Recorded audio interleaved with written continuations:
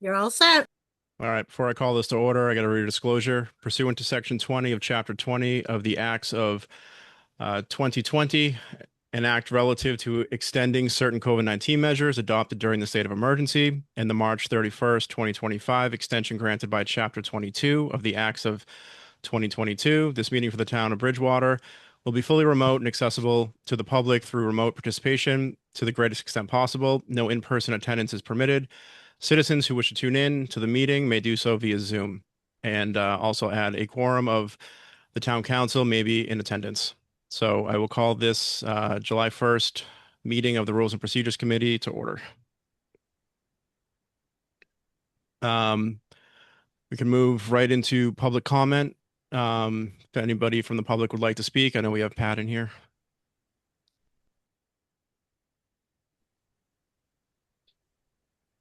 Mark, you're Pat, do you also in want to here. talk? No, thank you. Okay. And I'm just here to observe. I may have, if there's comments at the end, I'll make a comment if I need to, but I think it's in good hands. Just was Sure. on the committee before, just interested in what you're doing. Great. Thank you, guys. All right, let's move into items referred. We have item number A. This is order FY 2678, Bridgewater Charter Review Committee. I'm going to read parts of this order here. It's a short one. The purpose of the Charter Review Committee, the purpose of the Charter Review Committee shall be to review the current language of the Bridgewater Charter and identify provisions that may benefit from clarification, modernization, improved efficiency, consistency, or amendment. It's further ordered the purpose of the committee shall be to review the current language of the Bridgewater Charter and identify language that could benefit clarification, modernization. And that continues as said before. The committee shall evaluate the operation of the charter, receive public input, and make recommendations to the town council regarding potential charter amendments. The committee's work shall be limited to reviewing and recommending changes to the existing charter. The committee shall not be charged with studying, recommending, or advocating for a change in Bridgewater's form of government. The committee shall submit a report of its findings and recommendations to the town council upon completion of its work. So I'll open this up to you guys for discussion. If we have any comments or concerns or anything. It seems fairly straightforward, Mr. Chairman. It seems like it sets pretty good straight up guidelines for the Charter Review Committee and how it'll operate going forward. So just on first blush, I don't see an issue with it. Yeah, no, I concur with MJ. I think, obviously, we're gonna get wrapped around the actual shall, but I think it's really important that we do set guidelines as to what this committee could do. I think that having clear legislative intent is pretty important. I think it really provides them the understanding of their parameters. And I think if we would like to see, I think there should be a new application process if there's going to be another charge committee to look at the form of government. But I like this piece of legislation as it currently sits, in my opinion.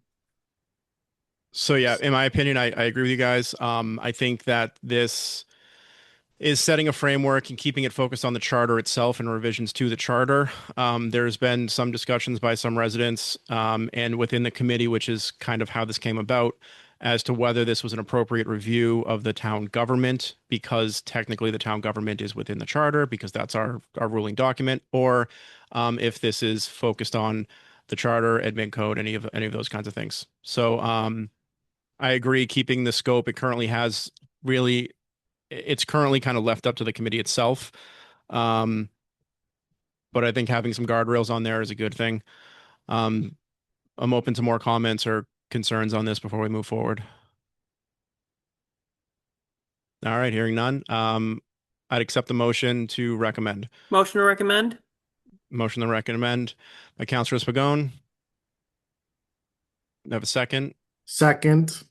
Seconded by Councilor Trocchio. All right, we have a first and a second. Let's hold a vote. All in favor? Aye. Aye. Aye. Great. Then we'll move on to the next. We have let's see here.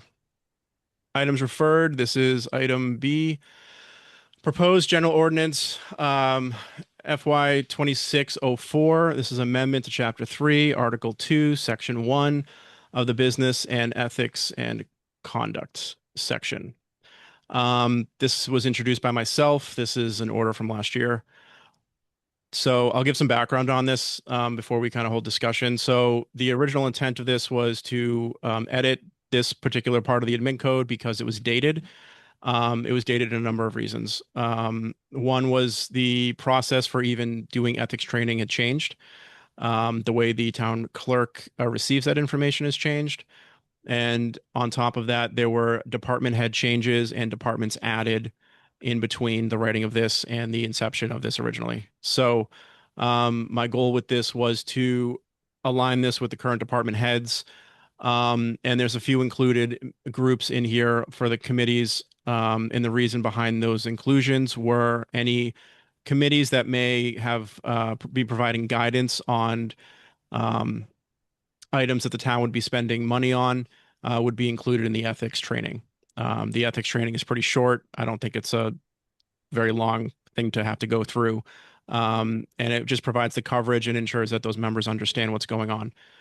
So with that said, this has been sent here, it's been sent back, it's been sent here. The reason for that is originally many of the department heads that were added, some of them are in unions and there could be a conflict with bargaining.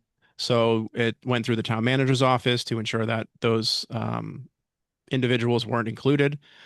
And there were a couple of department heads that were included originally that had been moved lower. And then let's see here. One of the big additions was adding the CED director position because it was not included.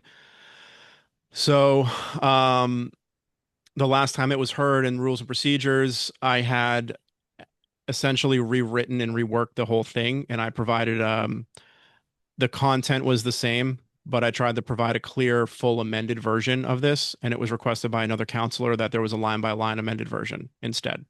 So that's where it stands currently. So our council clerk was kind enough to do the line-by-line for me, and I'll open this up for comments. That's pretty much all I got.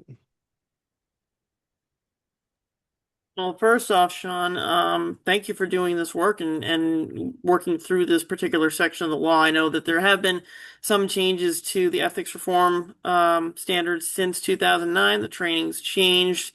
It's a little bit more complex for those of us who do have to take the training. They now actually have to do it through the skills burst system. But outside of that, I like that you did this and took the time to go through it. It's imperative that we have a clear-cut, straightforward measure that relates to how ethics training is handled. Even though all public employees have a general understanding of what they're supposed to do, it's nice to have this set forth in our code so that everyone understands exactly what it does, why it does, and how it's supposed to go. So I really appreciate that you did this, and I'll be honest, I have no issue with recommending this. Great. Tim, do you have any comments? I just have a general question.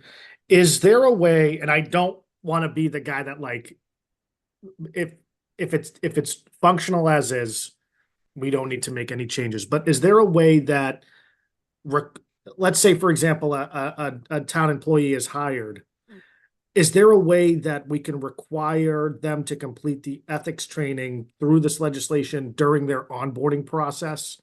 Let's say, for example, like when they first get into, they go to HR or whatever, and they're working out their checking account or working through health insurance. Could that be like required within their part of their HR in processing? It's a good question. The way that it's written, what we have in here right now, and I'm not sure if this totally answers that, required reporters shall complete and submit the statement of financial interest within 7 days of becoming a required reporter. So that would be when they're hired, they're given 7 days to do that. So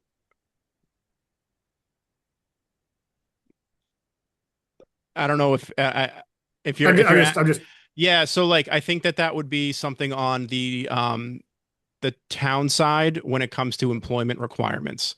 So like, Okay. you need to be proficient in, um, whatever it may be. That could be something the town requires. I'm not sure if I'm not familiar with too much or any included items like that in the inmate code where we're that detailed, unless you are MJ, as to whether or not like we go into that depth of detail. So it's sort of part and parcel of the onboarding paperwork. In order to keep the job within the first few days of you actually being on the job, you have to complete the ethics training as part of your position. Whether you're a clerical employee or you're an appointed department head, you have to complete it at the onboarding period of time. So within like the first couple of weeks that you're here, you have to do it. So it's already taken care of. What this seeks to do is codifies and reaffirms that that's going to be happening when a person becomes an employee of the town of Bridgewater. From how I read this, but also how I actually experienced it as a town employee, both in Bridgewater when I worked here, but also in several other municipalities. No sooner do I get sworn in, no, I'll go through the experience. No sooner did I get sworn in my role as an assistant tax collector in Avon, I had to actually do the ethics training as soon as possible. Same thing happened in Marlboro. Same thing happened when I got on the finance committee and planning board here in town. Now, that being said, if you're a local employee who works for the town of Bridgewater, but say you live in Rainham and you're on their planning board over there, it's very likely you've already taken the ethics training. But what you can do is when you're going into the Skills Burst training portal, you can highlight that you actually now work for an additional municipality, and that allows that municipality to see that information in the Skills Burst system on the clerical side of it. So, in that particular instance, because I actually had that happen, where I worked for a municipality and I was a volunteer for a municipality, all I had to do was just add the town's name to the list, and those towns would know. But ultimately, if you're a first-time employee, whether you're state, local, or county, you have to take the training within at least the first couple of weeks that you're there. Otherwise, HR and the town clerk or the city clerk or the county clerk will come down hard on you. yeah, just the reason I ask it, I just want to ensure like when the change is made that everyone has adequate notice of the change or It's always in writing. and new people will have any sort of notice like, hey, you have to comply with, this rule, and then we just Yep. want to give you. So that is So typically part of the onboarding packets.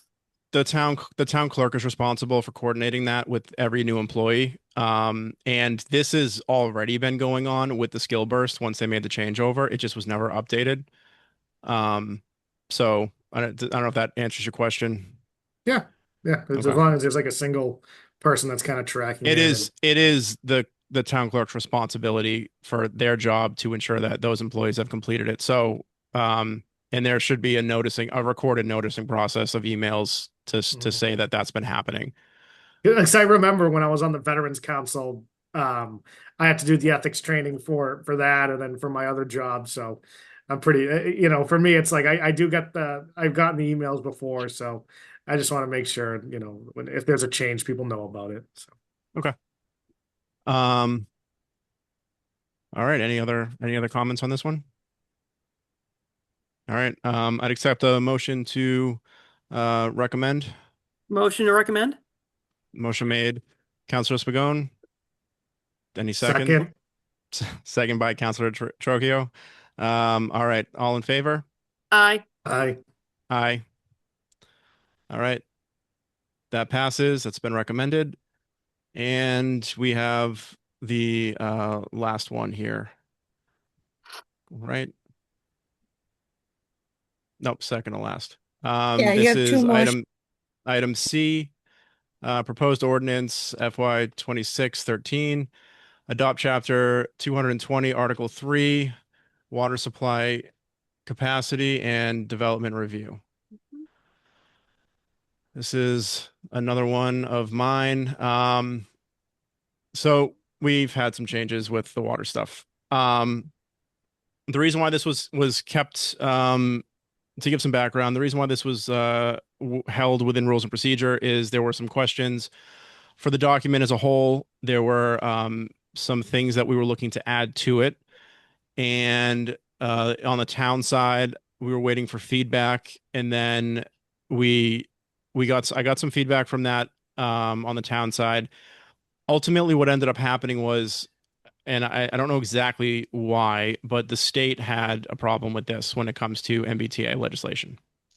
So it essentially stalled after that. I thought that it kind of threaded the needle and provided adequate boundaries. Um, but based on the way the moratorium language had come about for yesterday and how the state's requiring those kinds of things, I need to get some more clarification, just quite frankly, on our permitting process and whether or not that's just a rubber stamp or not. So it's something that I have my name on. I'm at this point not looking to move it forward because I don't want to disrupt things as where they currently stand, especially based on recent votes. And um, there are components of this though that I think could be parted out for an administration code that I am looking at doing. So that's kind of where I land on that, having it be my order. But you guys are welcome to comment. Yeah. Um, I had a chance to read it over, Sean. I think it's fairly concise. Like you said, there could be some concerns from the state with the MBTA Communities Act. I think that those, as long as we got that input back from EOHLC, I would think that they would have been a little bit more friendly to what you're seeking to achieve because it provides us better guidance and standards going forward. Especially where we finally reach that point where we no longer are in a water moratorium or a water emergency. I would think these types of standards would probably be beneficial to us as part of the permitting process so that we can make a determination on whether or not a development that comes in is going to be, one, we can handle the capacity for it, two, be able to provide service, and three, be able to actually back up our infrastructure by maintaining it. I think that's some of the stuff that we've been missing the last few years, and I think that's a prudent course of action. My my interest in this would be is I know I have a piece of legislation that hasn't had a chance to be read yet, but if there's any way that we could work on this together, I'd be happy to share part of my legislation as a part of an amendment to yours. And I did have a question about it because your previous colleague is on this. Do we need to make an amendment right now to it to change a co-sponsor? Um, Deb, you're welcome to correct me, but no, I believe our we could make um no, not at, we don't have the capacity to do that at this level, so it would be changed anyways at the council. Okay, So I just wanted to make sure. so like if we kind of we'd be making a recommendation to change something that would be required to be changed Mhm. Right. regardless. It has to be voted by the full council. So you can Yeah. recommend to change it, but I can't change it until it's on council agenda. Okay. So as far as like this is something that I think we need. But because of the MBTA requirements and because of the complexity of that and the lack of guidance from the state, I'm hesitant to move forward with it.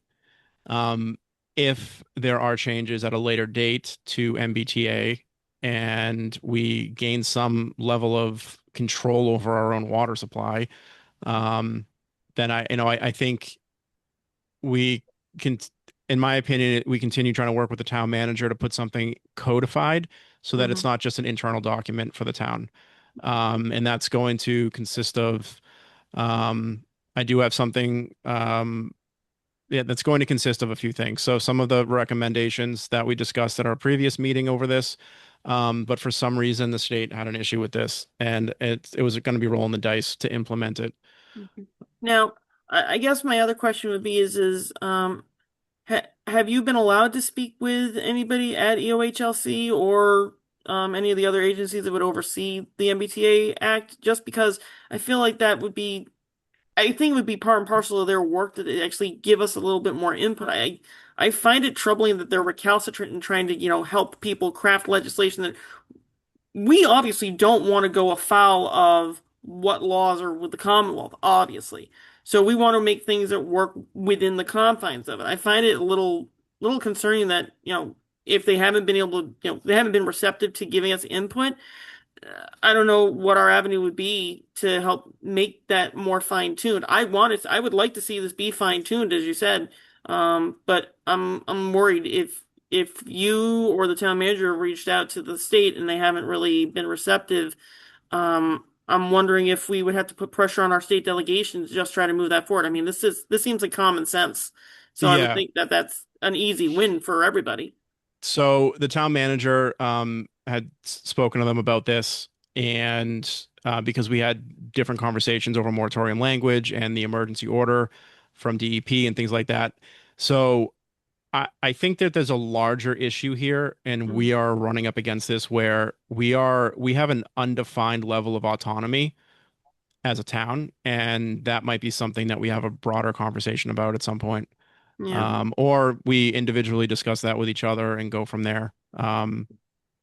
Uh, Council Trocchio, do you have any added comments? I know we've been talking. I just want to say that.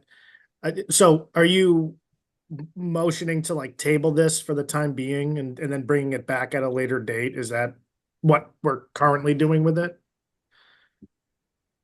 Yes, so based on our discussion, Mhm. we can vote to keep it at committee level. Yep. And so I think that would be a good move to just keep it here. And I could probably tell, like, here's my assessment as to what is probably occurring is there's probably some sort of conflict in how things are being interpreted. So let's say, for example, like we have, let's say this piece of legislation might not be fully in line with like what the state requires. So there could just be like some sort of ambiguity with certain words. And it's not, so it could something be like something very, very simple overall, so if we don't really know, I think it would just be beneficial right now to, like I'd I say think it would be. just keep it at the level, let's not just keep adding more words because then I think it just potentially just adds to confusion and we'll know, what the overall intent is of this little piece, but once it gets up to the council level and there's all potential to just make it more complicated and let's just keep it as is right now until we can really sort it out and at least based on from what I'm hearing. So All right. If there's nothing else to add, I'd take a motion to retain it committee level. So moved. Moved by Councilor Second. Spigot, seconded by Councilor Trocchio. All in favor? Aye. Aye. All right. The last item referred is proposed ordinance FY 2617, amend Part 2 Administrative Code, Chapter 1, Article 3, multiple members appointive bodies. Sean? Yep. Counselor Lindy just wanted me to let you know that, the planning board term by state statute is 5 years. So it can't be changed to 3 years. He just wanted me to let you know that. In this document, I think she was changing it to 3. Okay. Yeah.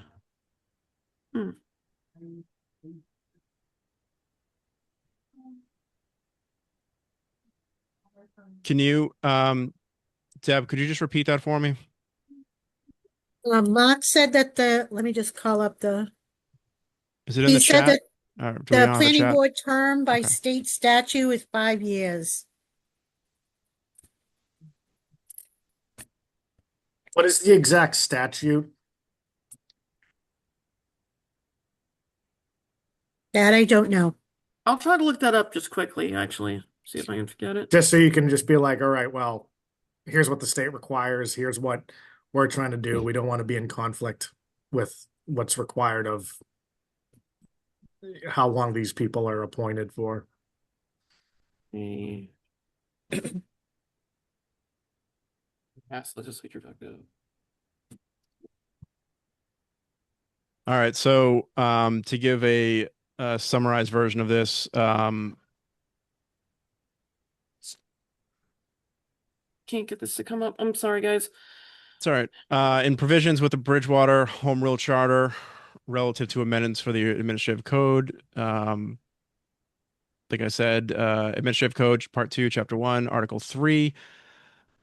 This, as an overview, is looking to change the terms for Agricultural Commission, Board of Assessors, Cable Advisory Committee,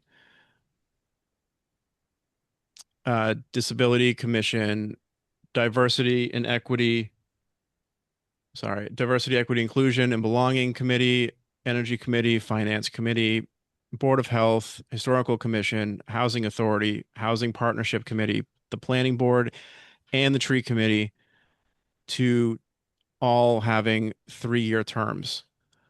The Planning Board, just let me, I'll go right to you. The Planning Board currently has a 5-year. They would be experiencing a change. Yep. And the Conant Trust Fund Committee is also listed on here. That would receive a change from 5 to 3 as well. And I'm looking through for more changes. Housing Authority would change to 3 from 5. So it would be changing a few bodies and then maybe just clarifying for the other ones. Did you find that? Yep, so under Chapter 41, Section 81A describes what the planning board establishment, membership, tenure, and vacancies. It does say that, let's see here. All right. Special town meeting shall serve as members of the planning board under this section until next annual town meeting. That doesn't apply to us, so let's see. Term of 3 or 5 years is determined by a city council in the case of a city and by town meeting in the case of a town. Okay, so it looks like we can do either 3 or 5. So it looks like it's reducing it from the higher statutory amount from 5 to 3. What was that? Chapter 41?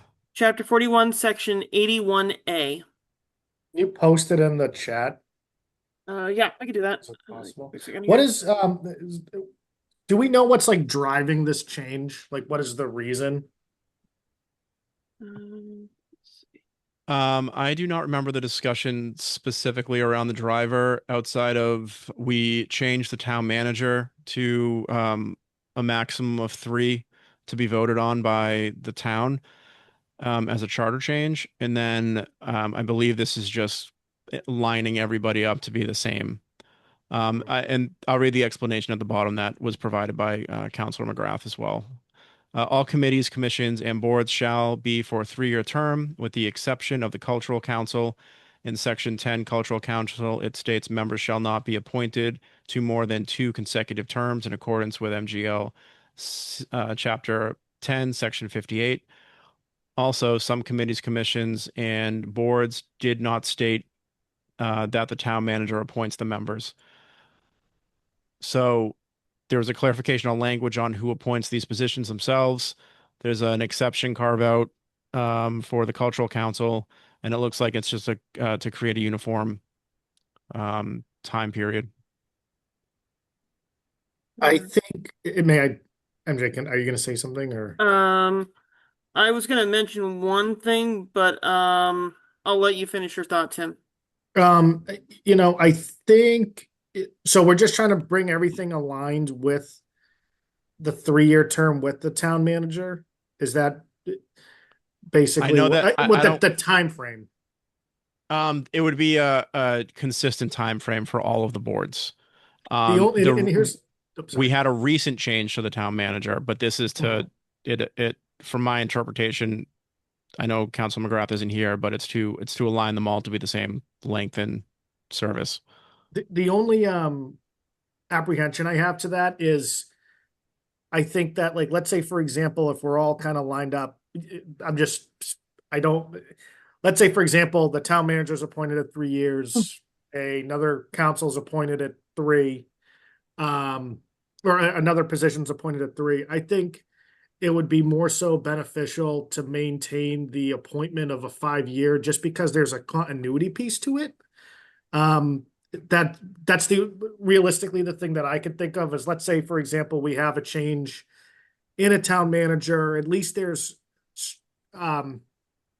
citizen boundaries like within our form of government for these particular committees, and just for longevity purposes.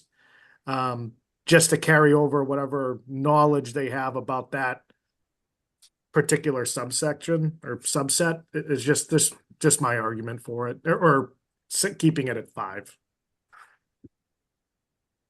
My concern actually, looking at the financial committee part of it, I'm a little concerned about the fact that it seems that we're, as a council, ceding additional authority and taking authority away from the town clerk as an appointed individual. Under the charter, the finance committee is supposed to be 3 appointments by us as the town council, 3 by the town manager, and 3 by the town clerk. Are we effectively taking away our own appointive authority by making this change so that all of these positions, at least for the finance committee, they're all now appointed by the town manager? I feel like that's not how it was supposed to be originally in the charter, and that's sort of been sort of an argument for allowing, public oversight and, interest in those positions, but also our vested interest as a council to have individuals vetted and put on a finance committee that would be able to be effective voices from our side of things, but also to allow the town clerk to still have some type of appointing ability where they used to be the individual that used to appoint almost all the positions in town that were appointed back in the day. I really do not like giving more authority to a town manager where we're supposed to be the ones effectively calling the directions. I get that they are the executive official, but I guess maybe perhaps I'm speaking a little protectively of the finance committee because I was on it for so long, and I was a town clerk appointee in each reappointment case. But my concern would be is that if we're switching this from taking 3 appointments away from the town council and 3 away from the town clerk, I think that that is a bad idea where there was at least some sort of separation of powers and checks and balances. Now, mind you, I'm not opposed to the town manager having authorities that are, vested in them under the charter, but I just feel like that is really concerning. The Affordable Housing Trust, if I remember correctly, wasn't it we couldn't get anybody to be on that body, and since it's become extinct, do we need to still even have the Affordable Housing Trust?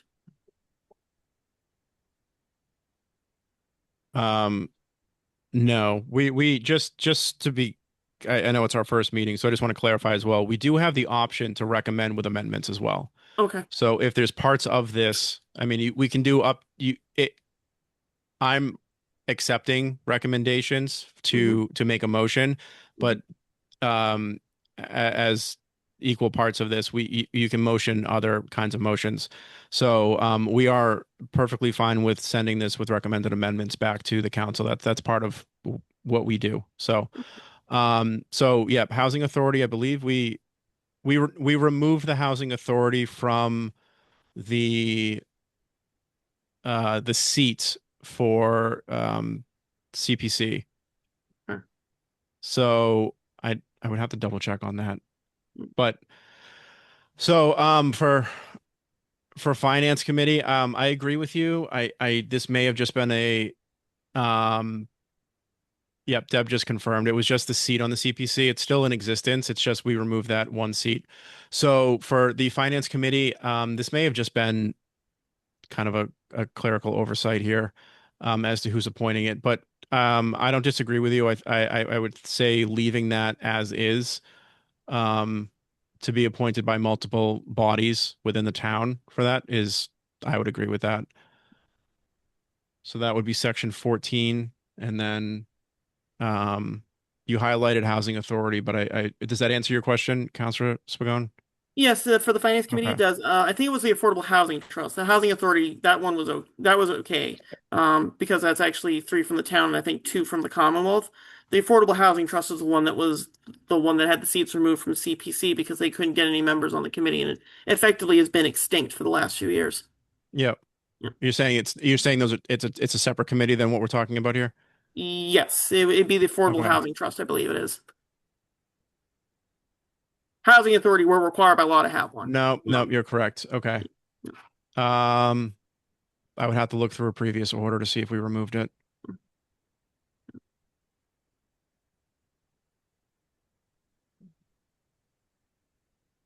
Okay, so that's section 18, that needs to be looked at to see if that's in existence. Section 2, it'd be section 2. Section 18 is fine. It's section 2 at the top. That was the one that had the chairs removed from the CPC. Correct. So your question is whether or not section 18 is in existence to change. No, no, no, If I go section, back to that. no, Section section 2. Section 2. Section 2 is in existence, yes. Yes, It exists pursuant to the state law, but it's not filled. correct. Okay. Yeah.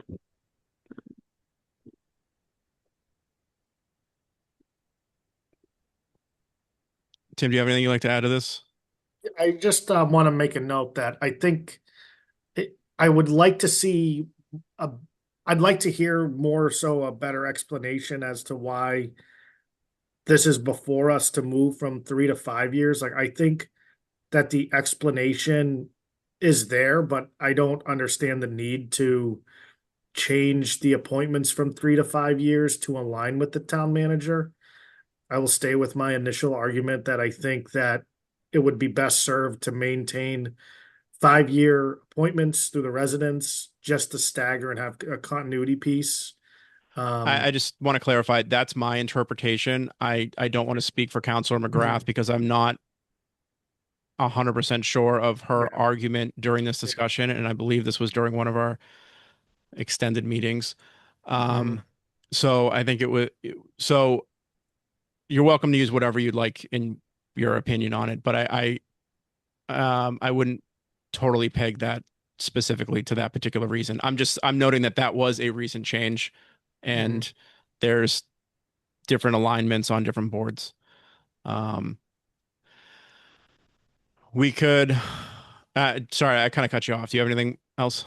Nope. Nope. Okay. Yep. So we could either send it back. We could send it back as is, with an up or down vote, or we could send it back with an amendment, or we could retain it at the committee. But to do that, I would assume that we would want more input from Councilor McGrath to Yeah. do that and extend this out, and whether or not we think that's necessary to hold it at that level, as opposed to sending it back for a full council debate on it.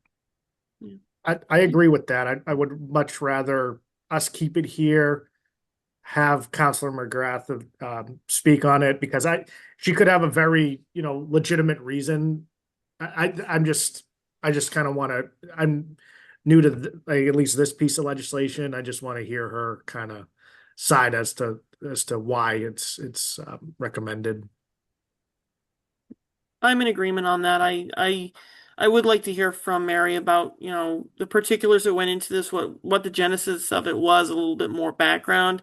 And then just to get that clarification about section 14, which I personally would be more than happy to amend it to say appointed by town manager, town council, and town clerk, 3 appointments each. But if we're going to retain it at the committee level, I'm gonna and change it, Calvin. what was it, Debbie? Oh, so talking to somebody else, I'm sorry. Oh, that's all right. So I'm of the opinion, let's keep it at the committee level for the time being. Invite our colleague to our next meeting, and then we'll I guess we can do the amendments at that time, Mr. Chairman, and then we'll recommend it up or down to the council. Okay. So I'm going to offer an alternative position. One of the goals for rules of procedures is to check on whether or not it's less to provide our council's input opinion as to whether we agree with it. It primarily is around rules and laws, and if it does break a procedure, is creating conflict within our admin code and things like that. We're all free to vote how we please, but I don't know if my position would be, I don't think there's anything in here that necessarily violates admin code or violates, well, I shouldn't say that. We're looking at this and we've found at least one thing for the finance committee, which would be a concern. Councilor Lindy, who's in here, brought up a concern. I think the law does state, it states 3 or 5 years. So that is something definitely within our purview that we want to ensure this is correct. And I appreciate him bringing that up. So is this something we need clarification from Councilor McGrath on, as to reasons why, or is it something that we can look at and say, this, there's a conflict possibly with the finance committee and we send it back to the council with that conflict noted as an amendment that we would like? Or do we need to try to ask her to come and explain the entire purpose for putting this forward? So I would just ask you guys to consider those or that particular opinion on this. Yeah. Mm, I'd like for her to come and be invited to the next meeting just to provide some further clarification, just to make sure that we're not conflicting with anything, and see if we're just on the same page with this before. And I think it'll just give her ample opportunity to actually explain it. Whereas in a council meeting, she might not have the amount of time that she would like to fully explain her position. I'm in agreement with that point. Okay. Do I have a motion? So moved. Motion to retain at council level? Yeah. Motion to retain at I'm council. sorry, committee level. Committee Too many. level. All right, motion to retain at the committee level. Do I have a second? Second. Seconded. All right, all in favor? Aye. Aye. I'm gonna be the no vote on this one. But I understand you guys' position. Mhm. So that's a 2-1. So that passes. So that will retain at committee level. Those are all the items referred. We'll go back into public comment period. Do we have any members of the public that would like to comment? Councilor Lindy? Good work, folks. I just wanted to state that most planning boards in every community I covered for cable TV was a 5-year term. I think it's a really intense board that requires a lot of learning. 3 years, we all have a 3-year term. I don't think we have to make everything exactly the same. I think planning board, this original statute was 5. Now they've allowed it to be. I sent something to Deb because there isn't a chat that I can send. But when I looked it up, it said 3 or 4 year terms. Many municipalities utilize special acts, local charters, or town meeting votes to adjust the term to a 3 or 4 year. So I'm not sure if that would be our purview to do that, or maybe we want to run it by the attorney to see what the deal is, the town attorney, to see what the deal is on reducing the term. My dad served on the planning board for 5 years. He was happy to get off of it because the mayor wanted to put in a building that the residents didn't want, and he went with the residents, and he didn't get renewed for his next term. But 3 years, I just don't think is enough for that particular body. As far as what Councilor Spagone talked about with the finance committee, I think the model we have now is a good model. 3 from the town manager, 3 from the town clerk, and 3 from the council. Wait a minute. 3. What is it, Madam J? Can you tell me again? 3 from the council, 3 from town clerk, 3 from town manager. Yeah, so I think that's a good way to do it, and it's worked out pretty well in general. The only issue you ever had with the finance committee, as you know, was quorum. But it's an important committee and an important role, and I think all the bodies, all the different people that appoint, I think it's worked well for the town, at least as long as I've been here. So that's my comment. Thanks for all your hard work. All right, any other public comment? All right, hearing none. Deb, when you have a moment, just if you don't mind sending me over those, the numbers from the votes and what we're looking to do, just so I have them for my notes. And I'll reach out to Councilor McGrath as well, and Will maybe do. we can find that out. All right, I'll accept the motion to adjourn. Motion to adjourn? Motion to adjourn, seconded. All right, all in favor? Aye. Aye. All right, thank you guys. Appreciate it. Yep. Have a good night, Aye. guys. Have a Thank good you. night. Take care.